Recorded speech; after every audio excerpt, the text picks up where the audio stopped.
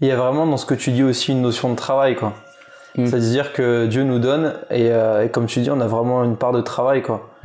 Et ça, c'est quelque chose que tu as réalisé toi ou c'est quelque chose qui était naturel pour toi, culturellement, etc. Quoi. C'est drôle parce que moi, j'ai toujours considéré que j'étais un gros feignant.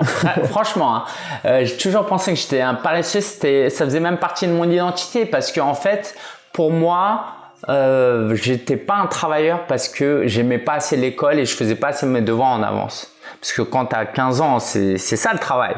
Du coup, je me suis forgé cette identité. Et en fait, quand j'ai commencé à être entrepreneur, je suis devenu le gars qui travaillait 60 heures par semaine, qui voyait plus ses potes. Du coup, la même personne est devenue hyper travailleur. Ça, c'était assez dingue. Et en fait, je pense que il n'y a pas de paresseux sur cette terre à partir du moment où tu trouves ta passion. Et c'est ça qui est clé.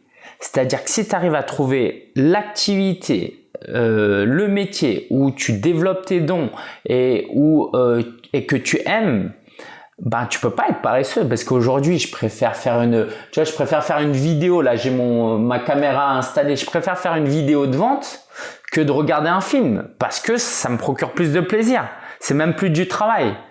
Du coup, c'est même plus être paresseux ou pas. Il y a plus cette question-là parce que tout ce que je fais, j'essaye de faire ce qui me passionne le plus. Et donc, à partir du moment où ça te passionne, voilà, si tu me dis joue aux jeux vidéo pendant 10 heures, je vais le faire parce que j'aime ça. Tu vois. Mais apparemment, j'aime plus travailler dans mon business parce que ça me procure ça me libère encore plus de dopamine que de jouer aux jeux vidéo. Donc, c'est pour ça que je le fais. C'est pas parce que je suis exceptionnel. Ceci étant dit, bon, restons dans la réalité. Il y a des choses, la compta, le support client, des trucs moins fun qu'il faut quand même faire.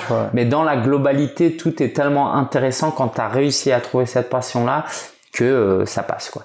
Ça, je me reconnais énormément dans ce que tu dis. Parce que moi, pareil, à l'école, etc., j'avais vraiment l'image justement du mec qui fait rien du tout. Et quand j'ai commencé à travailler, c'était tout l'inverse, quoi. Comme toi exactement, genre. J'ai commencé à découvrir que je travaillais même des fois trop, tu vois. Et du coup, ça me fait énormément écho. En fait, ça serait finalement en fait l'objectif de trouver justement sa passion.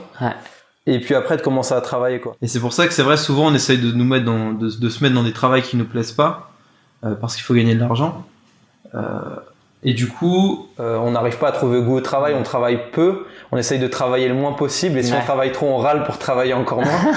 C'est ça, je suis tout à fait d'accord avec Alors que l'objectif en fait, comme tu dis, c'est vraiment de réussir à trouver quelque chose qui nous passionne. Et est-ce qu'aujourd'hui tu auras un conseil justement pour trouver quelque chose qui nous passionne ?